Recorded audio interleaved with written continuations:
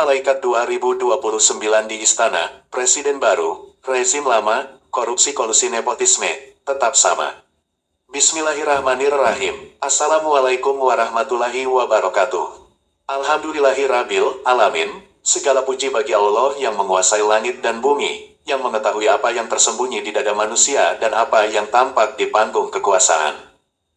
Sholawat dan salam semoga tercurah kepada Nabi Muhammad, teladan kejujuran dan amanah, yang mengajarkan bahwa kekuasaan bukan tempat memperkaya diri, melainkan beban pertanggungjawaban di hadapan Allah dan manusia. Editorial kritis tersekali ini mengangkat judul Mencari Malaikat 2029 di Istana, Presiden baru, rezim lama, korupsi kolusi nepotisme, tetap sama. Tulisan ini lahir dari kegelisahan yang tidak lagi bisa disembunyikan. Kegelisahan publik yang sudah terlalu sering berharap, tetapi terlalu sering pula dikecewakan. Setiap 5 tahun, janji pemberantasan korupsi kembali diperdengarkan. Setiap 5 tahun pula, skandal baru muncul dengan wajah yang berbeda, namun cerita yang sama. Apa yang sebenarnya terjadi? Apakah korupsi hanya soal siapa presidennya, ataukah ia berakar pada sistem yang lebih dalam dan lebih tua dari sekadar pergantian kekuasaan? Mengapa setiap rezim datang dengan janji bersih, tetapi berakhir dalam pola yang hampir serupa? Dan bagaimana seharusnya publik menempatkan harapan pada figur atau pada pembenahan sistem? Editorial ini mencoba menelusuri pertanyaan-pertanyaan tersebut secara kritis, reflektif, dan satir, bukan untuk menjatuhkan siapapun, bukan pula untuk memihak kekuatan politik tertentu, melainkan untuk menggugat cara berpikir kita bersama tentang kekuasaan, korupsi, dan harapan-harapannya sederhana, tetapi tidak ringan, agar publik tidak lagi terjebak pada mitos juru selamat, tidak lagi menggantungkan masa depan pada satu figur, dan mulai menuntut perubahan sistem yang nyata, adil, dan transparan, karena sejarah telah berkali-kali mengajarkan, figur bisa berganti, tetapi tanpa perubahan sistem, korupsi hanya akan berganti nama dan cara. Sebagai pengingat, Allah berfirman, sesungguhnya Allah tidak akan mengubah keadaan suatu kaum, sampai mereka mengubah keadaan yang ada pada diri mereka sendiri. Ar-Ra'd 11. Ayat ini bukan sekadar nasihat spiritual, tetapi juga peringatan sosial dan politik. Perubahan tidak lahir dari sosok tunggal, melainkan dari kesadaran kolektif dan sistem yang dibangun bersama. Disclaimer, tulisan ini merupakan pandangan editorial yang bersifat analitis dan reflektif.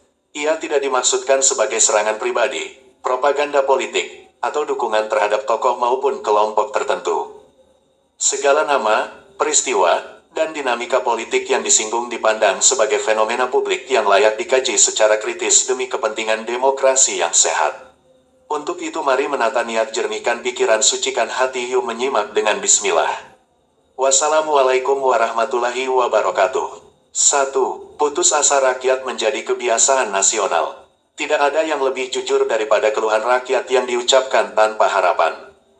Di warung kopi, di ruang tunggu rumah sakit, di pasar, di kantor-kantor kecil, kalimat itu berulang seperti doa yang kehilangan Tuhan. Di negeri ini, korupsi tidak akan pernah hilang. Petik 2. Bukan karena rakyat bodoh, bukan karena mereka tidak tahu siapa yang salah, tetapi karena mereka terlalu sering berharap, dan terlalu sering dikhianati. Setiap 5 tahun, panggung politik dipenuhi janji.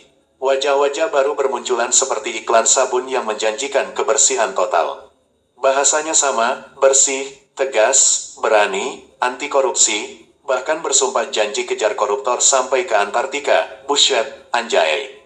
Rakyat diajak percaya bahwa kali ini berbeda. Bahwa kali ini, mungkin saja, malaikat benar-benar turun ke istana. Namun yang terjadi hampir selalu serupa. Skandal demi skandal, operasi tangkap tangan, rekening mencurigakan, proyek fiktif, dan jabatan yang diperjualbelikan. Nama boleh berganti, partai boleh berubah warna, slogan boleh diperbarui, tetapi cerita di balik layar tetap sama. Korupsi tidak mati, ia hanya berganti kostum. Publik pun perlahan berubah. Dari marah, menjadi sinis. Dari sinis, menjadi lelah. Dari lelah, menjadi pasrah. Korupsi tidak lagi mengejutkan. Ia menjadi rutinitas berita pagi, seperti ramalan cuaca atau harga cabai. Orang tidak lagi bertanya, mengapa ini terjadi? Mereka hanya bertanya, siapa lagi yang tertangkap? Di titik itulah keputusasaan berubah menjadi budaya. Sebuah bangsa yang dulu berteriak reformasi kini berbisik dengan nada getir. Sudahlah, memang begini dari sananya. Petik 2. Pemberantasan korupsi pun terdengar seperti upaya menegakkan benang basah. Ada gerakan, ada tenaga, ada sorotan kamera, tetapi ujungnya tetap lunglai. Benang itu tidak pernah tegak, karena airnya tidak pernah dikeringkan. Setiap presiden datang membawa harapan. Dan hampir setiap presiden pergi meninggalkan kekecewaan yang sama. Janji berubah menjadi slogan, slogan berubah menjadi seremoni, dan seremoni berubah menjadi arsip berita yang dilupakan. Maka lahirlah keyakinan yang paling pahit, bahwa masalahnya bukan lagi siapa yang duduk di kursi presiden, melainkan kursi itu sendiri, yang entah bagaimana selalu membuat siapapun yang duduk di atasnya terlihat sama saja. Di tengah rasa putus asa itu, publik terus mencari satu hal yang mungkin tidak pernah ada. Seorang malaikat di istana, seseorang yang tidak tersentuh kompromi, tidak tergoda kekuasaan, tidak terjerat hutang politik, dan tidak dipeluk oleh bayang-bayang rezim lama. Namun pertanyaannya sederhana, dan justru karena itu menakutkan. Apakah yang kita cari memang malaikat, atau hanya wajah baru dari cerita lama? 2. Ritual 5 tahunan, harapan baru. Pola lama. Pemilu di negeri ini bukan sekadar proses politik. Ia sudah menjelma menjadi semacam ritual nasional, sebuah perayaan harapan yang datang 5 tahun sekali, lalu perlahan berubah menjadi upacara kekecewaan. Setiap musim kampanye, panggung politik dipenuhi wajah-wajah yang mengaku berbeda. Ada yang tampil sederhana, ada yang mengaku bersih, ada yang menjanjikan ketegasan, ada pula yang membawa jargon perubahan. Semua berbicara tentang korupsi seolah-olah mereka adalah musuh bebuyutannya. Namun, justru di tengah janji-janji itulah paradoks politik sering tampil paling terang. Publik menyaksikan situasi yang membingungkan.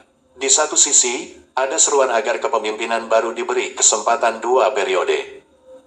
Di sisi lain, muncul pidato-pidato bernada perlawanan, teriakan tentang perjuangan sampai titik darah penghabisan, seolah-olah pertarungan politik belum selesai dan kekuasaan masih diperebutkan secara total. Ketika mantan kepala negara sendiri yang lagi disotrot latar belakang keluarga hingga keabsahan ijazahnya masih digugat, berpidato teriak mati-matian dan habis-habisan dengan nada emosional di forum partai, ketika aparat negara mengeluarkan pernyataan keras tentang perjuangkan sampai titik darah penghabisan, publik tidak lagi melihat garis batas yang jelas antara kekuasaan, politik, dan institusi negara. Lalu, di sisi lain panggung, penguasa mem yang masih bertahta memainkan langkah yang berbeda. Alih-alih membalas dengan retorika, ia justru membuka pintu rumahnya bagi para tokoh kritis. 4 figur yang selama ini dikenal vokal diundang berdialog. Tokoh-tokoh agama, terutama dari ormas-ormas Islam, disambangi. Isyaratnya halus, tetapi terasa kuat. Kekuasaan bukan hanya soal pidato, melainkan soal siapa yang bisa mengumpulkan semua suara di satu meja. Belum selesai sampai di situ, elit partai koalisi mulai bersuara. Ada yang secara terbuka mendukung 2 periode untuk presiden terpilih. Sementara soal wakil presiden, mereka memilih menahan diri. Itu urusan nanti. Pertanyaan-pertanyaan itu bukan sekadar strategi politik. Bagi publik, semua itu terlihat seperti satu adegan besar yang penuh kontradiksi. Ternyata mereka cuma sibuk memetakan kekuasaan daripada berpikir bagaimana cara memperbaiki keadaan bangsa dan negara yang demikian terpuruk. Presiden lama berbicara seolah masih berjuang meski dengan kondisi mimik yang letih parah karena beban mental berjejer tuaihan masalah pasca berkuasa, dan presiden baru bergerak seolah sudah berkuasa. Dan partai-partai politik berbicara seolah masa depan sudah dipaketkan sejak sekarang. Di tengah semua itu, rakyat hanya bisa menonton, dan bergumam lirih, kok gitu ya isi otak mereka. Mereka melihat kekuasaan seperti permainan catur yang sudah ditentukan langkah-langkahnya. Bukan lagi soal siapa yang paling bersih, melainkan siapa yang paling lihai mengatur posisi. Di titik itulah harapan mulai terasa seperti rutinitas kosong. Setiap 5 tahun, rakyat diajak percaya pada cerita baru. Namun, begitu pemerintahan berjalan, lingkaran kekuasaan tetap diisi wajah-wajah yang sama, jaringan yang sama, dan kepentingan yang sama. Nama boleh berbeda, tetapi tangan-tangan yang mengatur proyek, jabatan, dan pengaruh terasa tidak pernah benar-benar pergi. Kekuasaan seperti panggung teater yang pemainnya tidak pernah diganti. Yang berubah hanya kostum dan dialog. Sementara naskahnya tetap sama. Koalisi, kompromi, bagi-bagi kursi, bagi-bagi proyek, bagi-bagi pengaruh. Korupsi pun tidak pernah benar-benar mati. Ia hanya menyesuaikan diri dengan rezim yang baru.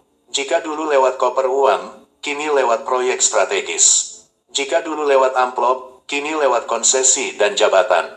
Maka wajar jika publik mulai bertanya, dengan nada setengah sinis. Apakah kita benar-benar sedang memilih masa depan? Atau sekadar menyaksikan pergantian peran dalam cerita lama? Karena terlalu sering sejarah politik kita menunjukkan satu pola. Presiden boleh baru, tetapi sistem yang menopangnya tetap lama. 3. Mitos sang juru selamat. Di setiap musim politik, bangsa ini seperti mengulang cerita yang sama. Kita selalu menunggu seseorang datang dengan aura bersih, tangan tanpa noda, dan wajah tanpa beban masa lalu. Seseorang yang dipercaya mampu menyapu bersih korupsi hanya dengan duduk di kursi presiden. Ia disebut dengan banyak nama. Tokoh perubahan, pemimpin rakyat, simbol harapan, bahkan tanpa disadari, malaikat politik. Harapan itu terdengar indah. Terlalu indah, bahkan untuk sebuah sistem yang sudah puluhan tahun hidup dari kompromi, hutang budi, dan transaksi kekuasaan. Publik seolah percaya bahwa korupsi adalah soal moral individu.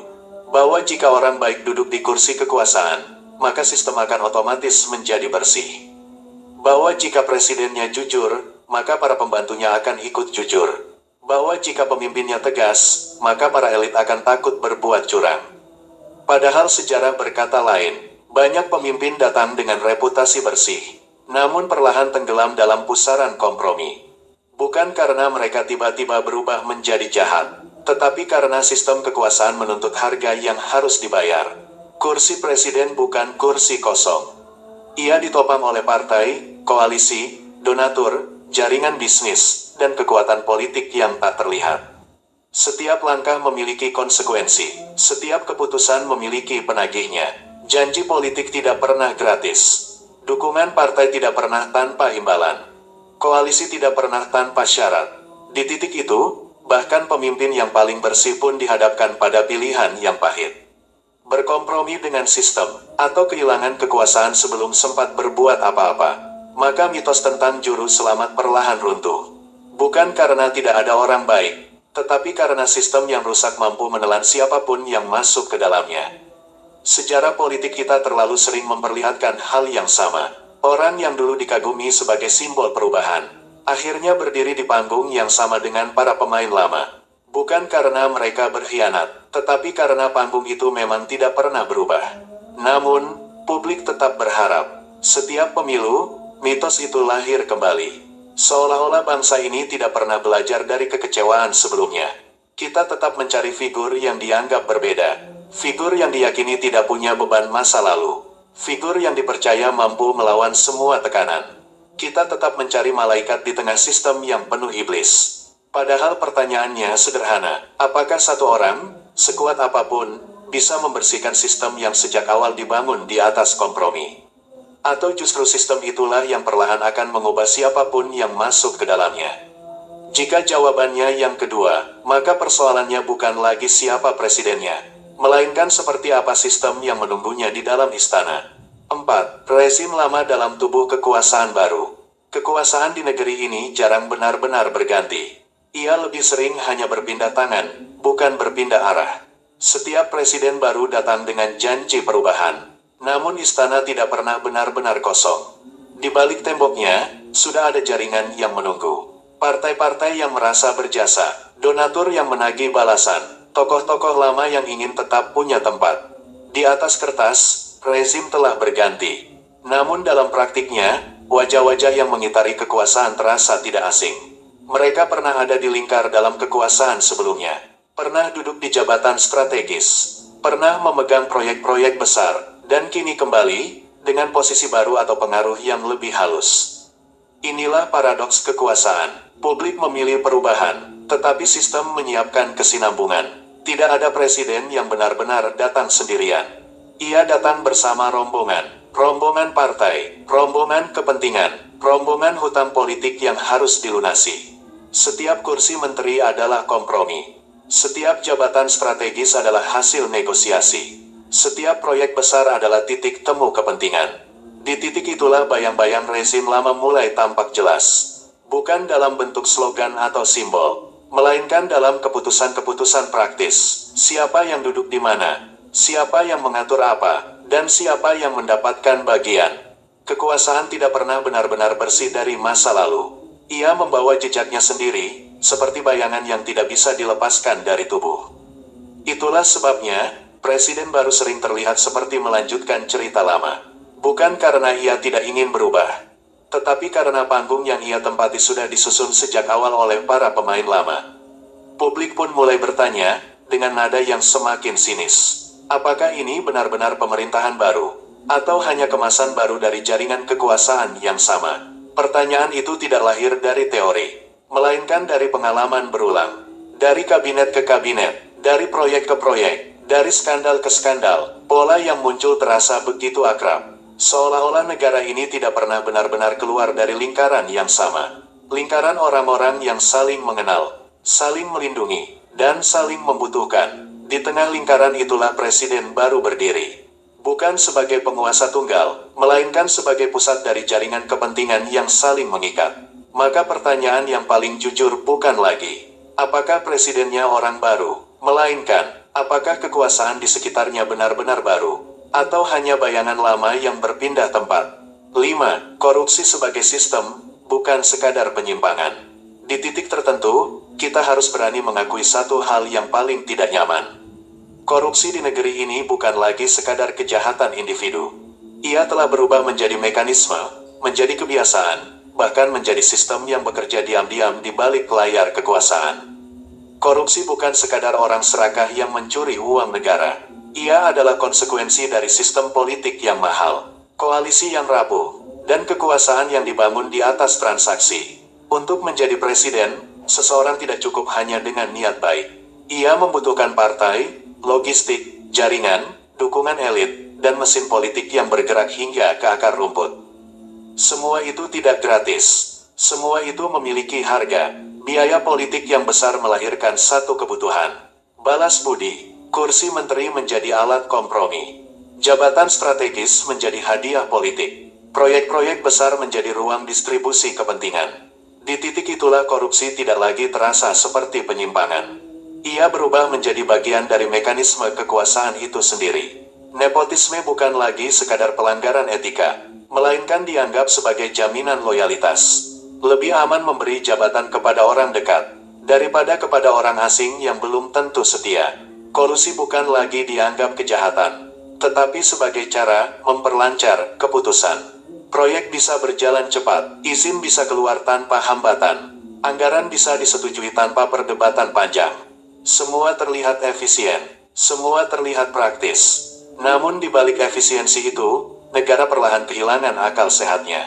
Korupsi tidak lagi bersembunyi di lorong gelap. Ia berjalan terang-terangan, berpakaian rapi, berbicara dengan bahasa resmi, dan kadang bahkan disahkan lewat rapat-rapat formal. Di titik ini, presiden, siapapun orangnya, berdiri di tengah lingkaran setan.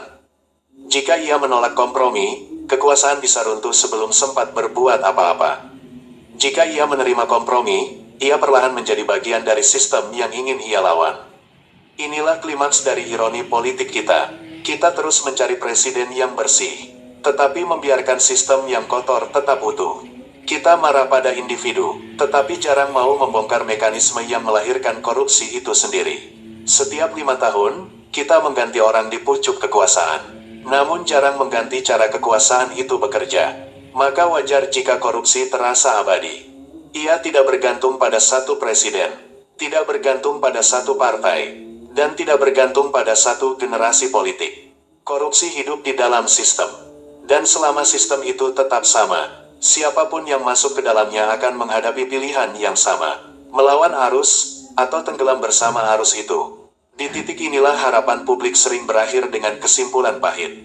Bukan karena tidak ada pemimpin yang baik, tetapi karena sistemnya memang tidak pernah benar-benar ingin bersih. 6. Antara malaikat dan sistem yang harus diubah.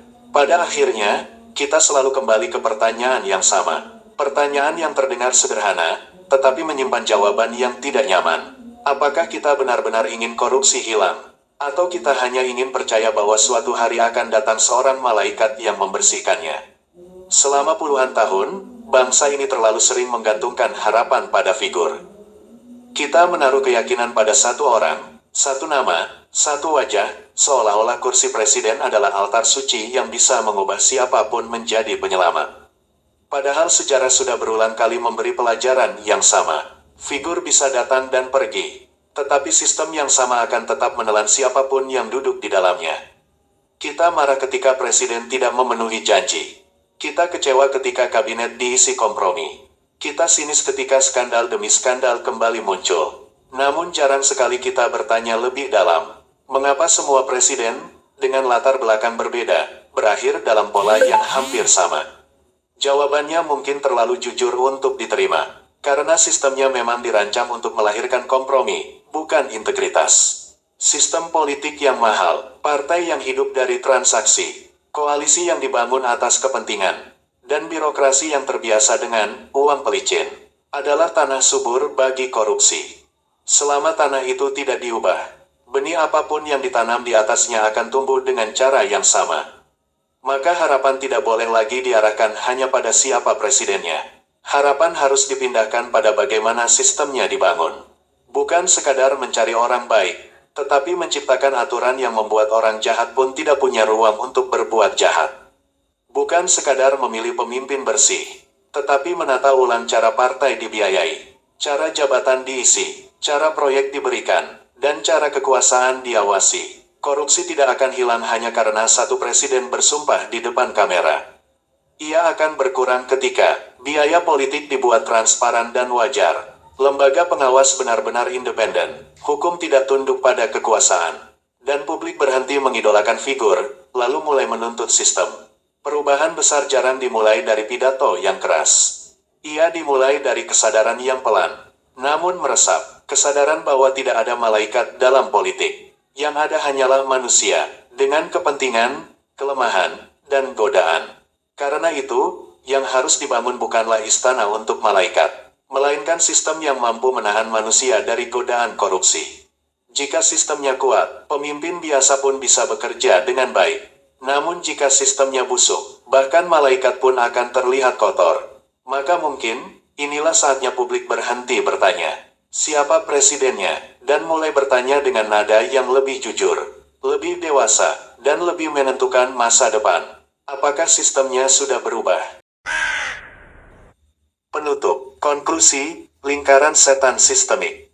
Sobat TRS, korupsi di Indonesia bukan sekadar soal moral individu, melainkan soal desain sistem yang memungkinkan, memaksa, bahkan mewariskan korupsi dari satu generasi kekuasaan ke generasi berikutnya. Selama struktur pembiayaan politik mahal, partai menjadi kendaraan elit, birokrasi syarat rente, dan hukum mudah dinegosiasikan, maka siapapun yang duduk di kursi kekuasaan akan menghadapi tekanan yang sama, ikut arus atau tersingkir. Inilah lingkaran setan itu. Calon pemimpin butuh biaya besar untuk naik. Biaya besar menuntut balas jasa. Balas jasa melahirkan kebijakan pesanan. Kebijakan pesanan menciptakan korupsi baru. Korupsi baru kembali membiayai kekuasaan berikutnya. Siklus itu berputar tanpa henti. Akibatnya, pergantian pemimpin sering hanya seperti mengganti sopir, sementara mesin yang rusak tetap dipaksa berjalan. Publik berharap perubahan, tetapi sistem yang sama justru menelan idealisme pemimpin baru. Janji bersih perlahan dikompromikan oleh realitas politik, tekanan partai, kepentingan sponsor, dan budaya birokrasi yang belum berubah. Di titik ini, mimpi pemberantasan korupsi tanpa perbaikan sistem hanyalah ilusi. Ia seperti berharap malaikat tinggal di istana yang fondasinya dibangun dari kepentingan.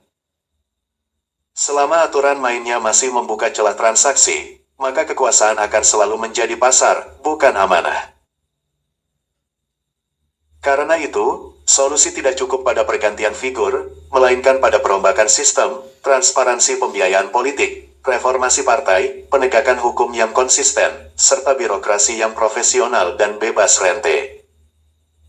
Tanpa itu, sejarah hanya akan mengulang dirinya dengan wajah yang berbeda, tetapi pola yang sama. Sebagaimana pesan tajam Ibnu Khaldun, ketika kekuasaan dijadikan alat mencari harta, maka runtuhlah negara dari dalam.